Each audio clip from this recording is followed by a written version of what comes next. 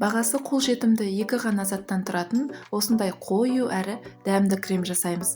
Бұл крем сіз торт жасаған кезде таптырмас көмекшіңіз болатыны анық. Бірінші қоспамыз ол сүзбе, яғни творог. Оның қанша пайыздық екені маңызды емес. Екіншісі ол варенье сгущенка. Екеуін ыңғайлы ыдысқа салып, үстінен блендермен толықтай езіп шығамыз. Айтпақшы, егер сіз каналыма тіркелмеген болсаңыз, тіркеліп қоңыраушаны басып қоюды ұмытпаңыз. Көріп тұрғаныңыздай, крем өте қою болып шықты, ал дәмі өте тәтті. Ең бастысы, сүзбені пайдаланатын кезде жұмсақ түрін таңдағаныңыз дұрыс. Сол кезде менікінде арасында майда түйіршіктері қалып қалмайтын болады. Бұл кремді кез келген торттың арасына пайдалануға болады, және торттарды тегістеуге де қолдансаңыз өкінбейсіз. Себебі бұл крем формасын өте жақсы ұстайды.